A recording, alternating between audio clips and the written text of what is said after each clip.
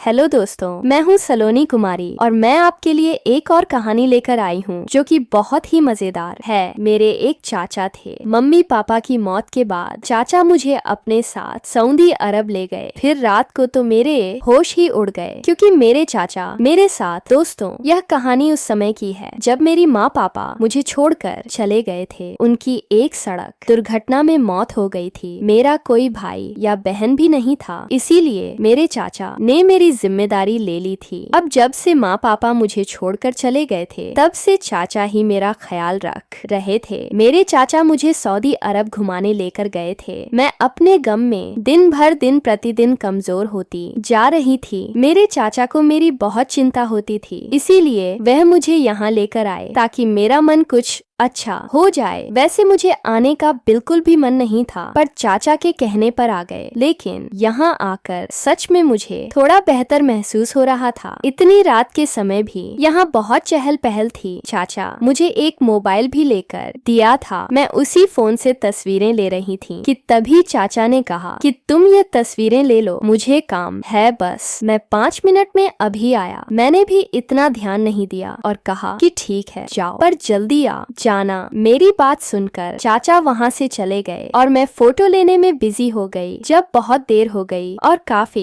देर बाद भी जब चाचा नहीं है तो मुझे घबराहट होने लगी, क्योंकि मैं तो यहाँ पहली बार आई थी और किसी को जानती भी नहीं थी। सब मेरे लिए अजनबी थे, मेरे लिए इस देश में, और मुझे तो यहाँ तक के रास्ते तक नहीं पता थे। मैंने इधर उधर आस पास में चाचा को बहुत ढूंढा और वह कहीं नहीं मिले। मैंने सोचा कि फोन कर लूं, पर मेरे मोबाइल में बैलेंस भी नहीं था। मुझे कुछ समझ नहीं आ रहा था कि मैं क्या करूं। क्यों मेरे चाचा ऐसे अकेले छोड़कर चले गए थे। मैं खुद ही इधर उधर उन्हें तलाश करने लगी। ऐसे ही करते करते मैं उस जगह से काफी दूर निकल आई जहां चाचा मुझे छोड़कर गए थे। तभी मुझे थोड़ी दूरी पर मेरे चाचा खड़े हुए दिखाई दिए। उन्हें सामने देखकर मेरी खुशी का ठिकाना नहीं था। मैं दौड़कर उनके पास आने ही वाली थी कि तभी मैंने देखा कि उनके साथ कोई लड़की है। मैं समझ गई कि अच्छा ये बात थी। चाचा यहाँ किसी लड़की से मिलने आए थे और चोरी छुपके मुझे बगैर बताए यहाँ पर आ गए थे। मैं चाचा को शर्मिंदा नहीं करना चाहती थी, इसीलिए उनको डिस्टर्ब किए बगैर अपनी पहले वाली जगह पर वापस गई। मैंने चुपके से उन दोनों की एक फोटो भी खींच ली थी। मैंने सोचा कि घर जाकर चाचा से मैं इस बारे में बात करूंगी, पर वो लड़की मुझे बहुत अजीब सी लग रही थी। उसका हुलिया भी बड़ा अजीबोगरीब था। मैं बस यही सोच रही थी कि चाचा को इस लड़की में क्या पसंद आया। थोड़ी देर में चाचा भी मेरे पास आ गए और आते ही मुझसे माफी मांगने लगे कि मुझे थोड़ी देर हो गई, तुम परेशान तो नहीं। मैंने कहा कि नहीं, तुम मुझे यह जगह मुझे बहुत अच्छी लग रही है और मैंने बहुत सी फोटोज भी क्लिक की है। तो उन्होंने कहा कि अच्छा चलो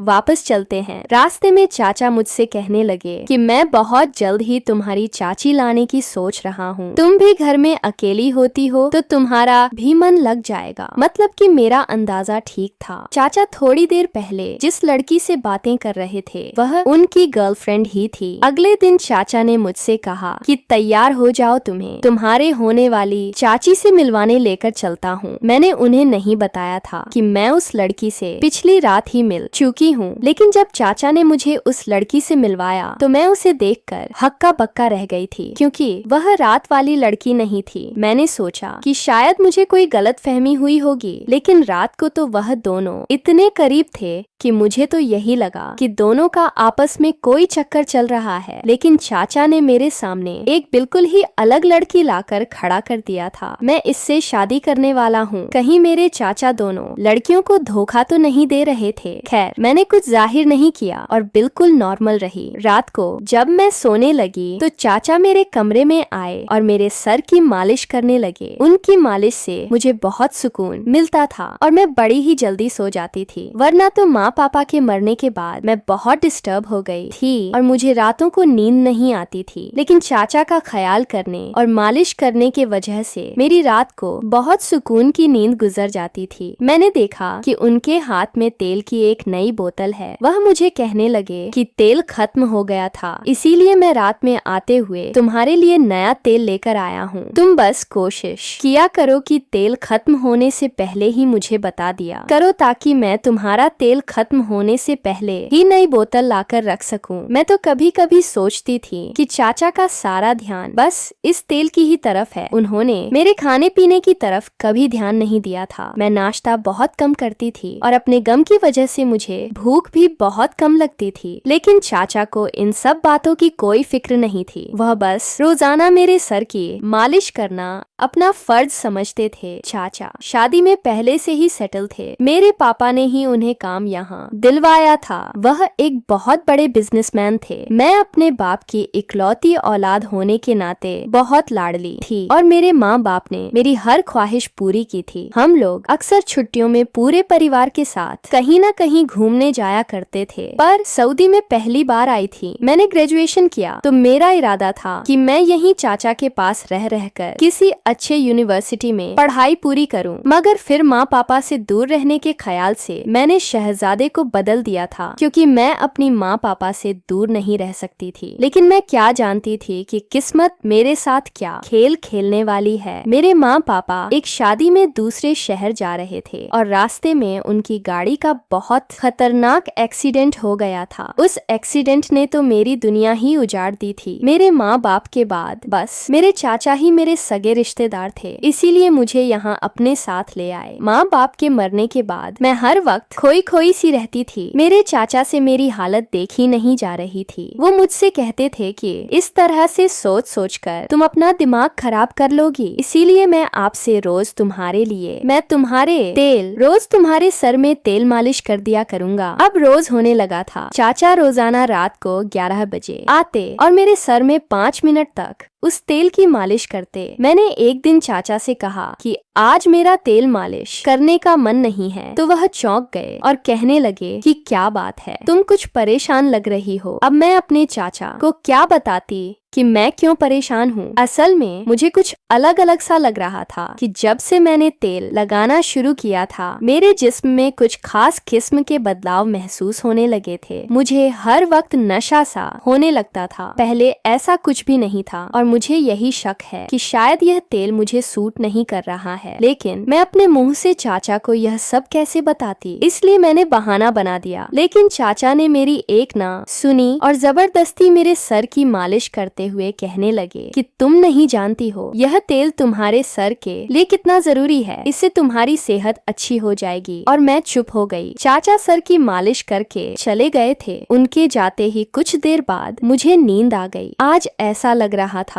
जैसे मेरा जिस्म टूट रहा है। मुझे कुछ दिनों से अपनी याददाश्त भी कम होती लग रही थी। जैसे जैसे मैं अपनी पुरानी बातें भूलने लगी थी। पता नहीं यह तेल का असर था या फिर मेरे माँ बाप की मौत का सदमा, लेकिन जो भी था मुझे लगता था कि मुझे यह तेल अपने सिर पर नहीं लगाना चाहिए था। सुबह उठी तो मेरा पूरा बदन बुरी तरह से दर्द कर रहा था। मुझे तो उठा भी नहीं जा रहा था, लेकिन फिर हिम्मत करते हुए नीचे नाश्ते के लिए आ गई। चाचा यह देखकर मुस्कुराने लगे और कहने लगे कि तुम तैयार हो जाओ, आज हम कहीं बाहर घूमने जाएंगे। मैं तो जाना नहीं चाहती थी, लेकिन चाचा की खुशी देखकर तैयार हो गई। वह मेरी बहुत परवाह करते हैं, कितना ख्याल रखते हैं और मैं अगर मना करूंगी तो उन्हें बुरा लगेगा। इसीलिए मैं उनके साथ घूमने के लिए चली गई। हम लोग खाना खाने के लिए रेस्टोरेंट में बैठे। जब खाना आ गया तो चाचा मुझे बोलने लगे कि तुम खाओ, तब तक मैं अभी आता हूँ। उनकी बात सुनकर तो मैं चौंक गई। मुझे शक हुआ कि कहीं चाचा उसी लड़की से मिलने तो नहीं जा रहे हैं जैसे पहले मुझे छोड़कर चले गए थे। इसीलिए मैं भी चोरी चोरी चाचा के पीछे आ गई और छुपकर देखने लगी तो चाचा एक लड़की से बातें कर रहे थे और यह लड़की वही थी जो कुछ दिन पहले मुझे चाचा के साथ नजर आई थी और उसकी तस्वीर भी मैंने अपने मोबाइल में ले रखी थी। आखिर उसका चाचा के साथ क्या ताल्लुक था? फिर जो मैंने देखा उसे देखकर तो मेरे पैरों तले से जमीन खिसक गई थी। मैंने देखा कि उस लड़की ने चाचा को एक तेल की बोतल दी थी। यह बिल्कुल वैसी ही तेल की बोतल तेजी से चाचा रोज मेरे सर की मालिश किया करते थे। तो क्या चाचा यह तेल मार्केट से नहीं खरीदते थे? थे बल्कि उसे लड़की से खरीदते थे। मगर क्यों? अब मैं टेंशन में आ गई थी कि आखिर यह तेल क्या क्या चक्कर है। मैं बहुत ही ज्यादा परेशान हो गई थी कि अगर इस देश में मेरे साथ कुछ हो गया तो मैं किससे मदद मांगूंगी। मुझे समझ नहीं आ रहा था कि मैं किस पर भरोसा करूं, और ना जाने क्यों मुझे अब शक होने लगा था कि उस तेल में कुछ ना कुछ तो गड़बड़ है। शायद इसी वजह से दिन ब दिन मैं कमजोर होती जा रही थी और मेरे जिस्म में बदलाव हो रहे थे। मैं चुपचाप वहाँ से चली गई और मैंने चाचा को जाहिर नहीं होने दिया कि मैंने उन्हें लड़की के साथ देख लिया है। लेकिन अब मेरे मन में शक पैदा हो गया था कि कोई तो ऐसी जरूर बात है जो मेरे लिए जानना बहुत जरूरी है। खाने के बाद चाचा ने कहा कि मुझे कुछ शॉपिंग करनी है, इसीलिए वह मुझे एक मॉल में लेकर गए थे। मैंने शॉपिंग करते हुए चाचा की नजरों से बचते हुए एक तेल की बोतल खरीदी। मेरे पास मेरे कमरे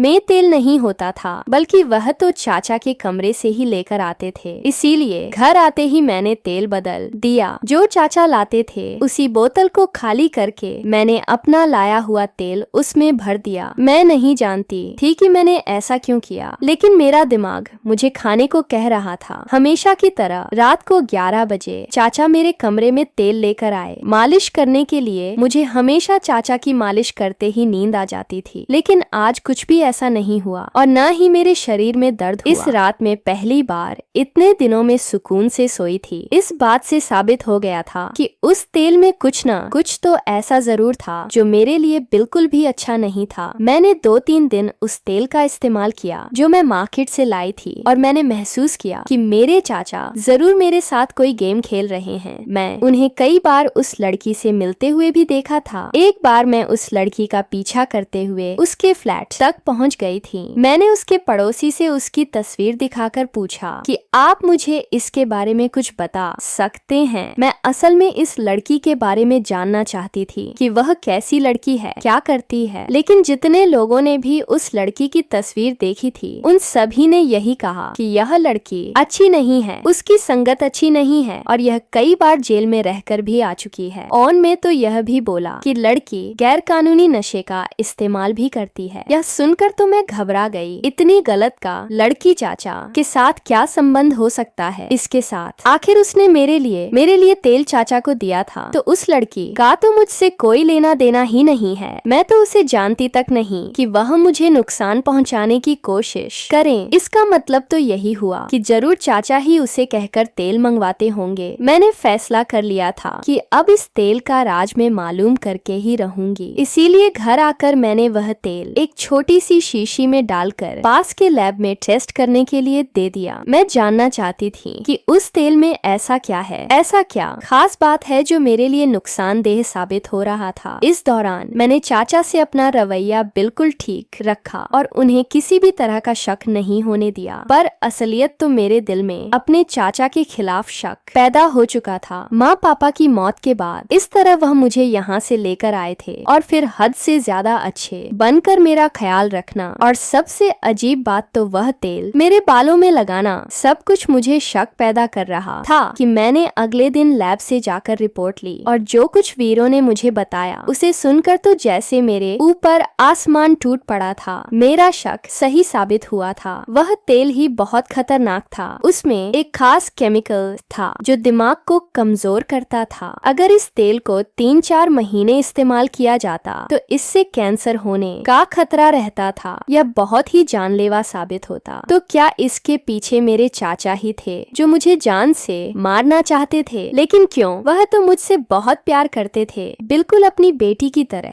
मुझे अब कुछ भी नहीं समझ आ रहा था। लेकिन जिस तरह से रोजाना आकर वह मेरे सर की मालिश किया करते थे उससे तो यही साबित हो रहा था कि मुझे नुकसान पहुंचाना चाहते थे मेरे चाचा। मगर क्यों? मुझे इस बात पर बार बार जवाब तलाश करना था। मैं समझ ही नहीं पा रही थी कि वह मेरे साथ ऐसा क्यों करेंगे। मैं बहुत मुश्किल से घर वापस आई। यह सदमा इतना बड़ा था कि मुझसे चला भी नहीं जा रहा था। घर आई तो चाचा घर पर ही थे। मुझे देखकर पूछने लगे कि तुम कहाँ गई थी? फिर मेरे जवाब का इंतजार किए बगैर कहने लगे कि मेरे पास एक बड़ी खबर है। मैं अगले हफ्ते शादी कर रहा हूँ। मुझे उनकी शक्ल से जो भी थी वह भी नफरत हो रही थी, इसीलिए मैं उनसे कुछ कहे बिना वहाँ से अपने कमरे में आ गई थी। रात को फिर से वह तेल लगाने के लिए आए आए तो मैंने दरवाजा नहीं खोला और बहुत सख्ती से मना कर दिया कि आज मेरे सर में बहुत दर्द है, मेरा मूड बहुत खराब है, इसलिए अच्छा होगा कि आप यहाँ से चले जाएं। वह मेरी ऐसी बातें सुनकर बहुत ही ज्यादा हैरान हो गए थे, क्योंकि मैंने जिंदगी में पहली बार उनसे इस तरह से बदतमीजी से बात की थी। लेकिन मुझे कोई परवाह नहीं थी। मैंने सोच लिया था कि एक बार बस मुझे उनके खिलाफ सबूत मिल जाए, फिर मैं उन्हें पुलिस के हवाले कर दूंगी। अगले दिन मैंने चाचा से माफी मांगी और कहा कि मुझे अपने माँ बाप की बहुत याद आ रही थी, इसलिए मेरा मूड बहुत खराब था। मैंने आपके साथ गलत किया, प्लीज मुझे माफ कर दो। आइंदा ऐसा कभी नहीं करूंगी। ऐसा मैंने इसीलिए किया ताकि उन्हें मुझ पर शक ना हो, क्योंकि अगर उन्हें मुझ पर शक हो जाता तो वह कोई बड़ा कदम भी उठा सकते थे, और कहीं वह मुझे मारने की कोशिश करते तो मैं कहाँ जाती, किससे मदद मांगती। मेरी बात सुनकर चाचा कहने लगे कि कोई बात नहीं। उसके बाद वह बोले कि तुम आज ऐसा करना कि अपनी होने वाली चाची के साथ शॉपिंग कर लेना, मुझे थोड़ा ऑफिस में काम है, वह निपटा कर आ जाऊंगा। तब तक तुम अपने लिए जो भी लेना होगा ले लेना। थोड़ी देर बाद मेरी होने वाली चाची मुझे अपनी गाड़ी में लेने के लिए आ गई थी। वह तो मुझे बहुत ही घमंडी लड़की लगी थी। मार्केट में पहुंचकर मुझसे कहने लगी कि तुम अपनी मर्जी से शॉपिंग कर लो, मुझे अभी और भी शॉपिंग करनी है, मैं वहां जा रही हूँ, तुम इसके बाद ज्वेलरी शॉप पर आ जाना। इतना बोलकर वह चली गई। उसे मेरे साथ बात करने में या मेरे साथ शॉपिंग करने में कोई दिलचस्पी नहीं थी। पता नहीं चाचा ने उस लड़की को क्यों पसंद किया। मेरा भी मन शॉपिंग का था, मेरा मन शॉपिंग का था नहीं। इसीलिए मैं थोड़ी देर बाद इधर उधर घूमने के बाद मॉल में बने कैफे में चली गई। मैं वहाँ बैठकर ऑन ऑर्डर दे रही थी कि मैंने देखा कि मेरी होने वाली चाची एक लड़के के साथ हंसते हुए बातें कर रही थी। यह वही लड़की थी जो चाचा को तेल दिया करती थी। उन दोनों को देखकर ऐसा लग रहा था कि जैसे बहुत गहरी दोस्ती हो। दोनों में चाचा की मंगेतर को उस लड़की के साथ देखकर मैं बहुत शॉक रह गई थी। ऑर्डर देने के बाद जब वेटर मेरे लिए कोल्ड ड्रिंक कॉफी लेकर आया, तब तक यह दोनों भी साइड वाली सीट पर जाकर बैठ गए। मैं वहाँ से उठकर उन लोगों की पिछली सीट पर जाकर बैठ गई। मैंने अपने बाल खोल दिए थे, उससे मेरा चेहरा साइड से ढक गया था ताकि उन लोगों को मेरी शक्ल न दिखाई दे। मैं अब उन लोगों की बातें ध्यान से सुन सकती थी। मैंने अपने मोबाइल की रिकॉर्डिंग भी ऑन कर दी थी। चाचा की मंगेतर उस लड़की से कह रही थी कि तुम्हें उम्मीद है कि अगले 2 महीनों तक हमारा काम हो जाएगा। तो वह लड़की हंसकर कहने लगी कि उस काम में मेरा बहुत एक्सपीरियंस है, तुम टेंशन ना लो, काम हो जाएगा, तुम बस मेरे पैसे मुझे देती रहो। तभी चाचा की मंगेतर ने अपने बैग से नोटों की गड्डी निकाल कर उस लड़की को दे दी और कहा कि काम हो गया तो तुम्हें छोड़ दूंगी। अब यह बताओ कि तुम्हें पता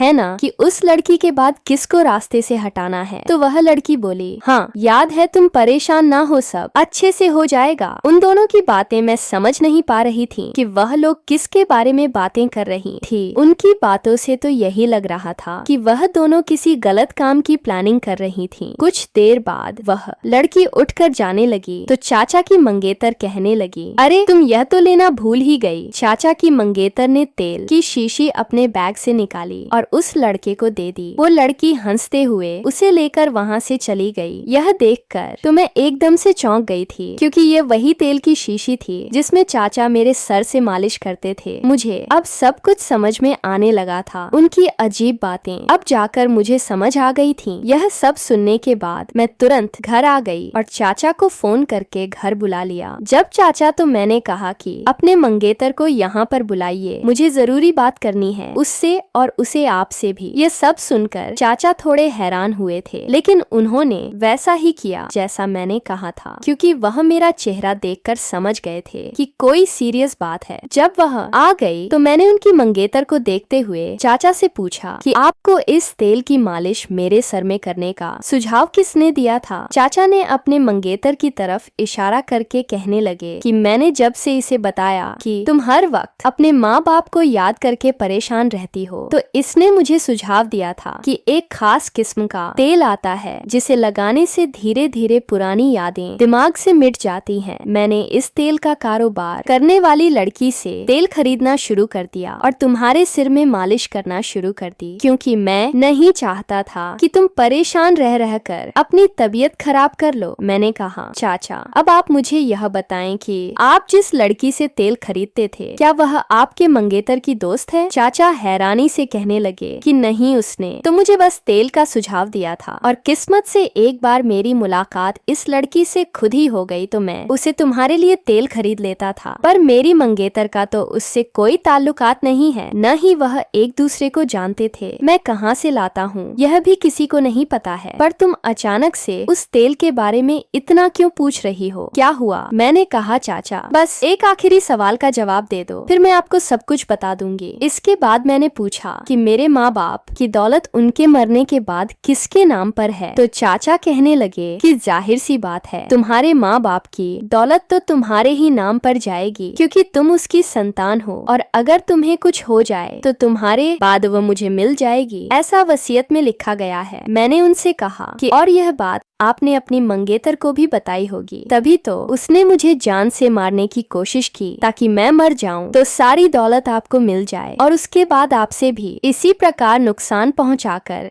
सारी दौलत हथिया लेगी। यह सब सुनकर उस लड़की के चेहरे का रंग उड़ गया था। वह घबराकर कहने लगी कि यह तुम क्या कह रही हो? क्यों तुम मुझ पर इल्जाम लगा रही हो? मैंने चाचा को लैब की रिपोर्ट दिखाई। इसके बाद मैंने उन्हें बताया कि दरअसल जो लड़की आपको तेल देती थी वह आपकी मंगेतर की ही दोस्त है और उसे भी तेल आपकी मंगेतर ही देती थी, जिसे वह बाद में आपको दे देती थी ताकि आपको अपनी मंगेतर पर शक न हो। फिर मैंने उन दोनों की रिकॉर्डिंग चाचा को सुनाई, जिसे सुनकर चाचा का चेहरा गुस्से से लाल हो गया था। उन्होंने अपनी मंगेतर को जोरदार थप्पड़ मारा और तुरंत पुलिस को कॉल किया। पुलिस ने आकर उस लड़की को गिरफ्तार कर लिया। पुलिस ने उसकी दोस्त को भी गिरफ्तार कर लिया, जिसने इस समय उसका साथ दिया था। ये लोग यही काम करते थे। इन लोगों को पता चला था कि मेरे चाचा अपनी भांजी को लेकर आए हैं, जो करोड़ों की जायदाद की मालकिन है। उन्होंने ऐसा प्लान बनाया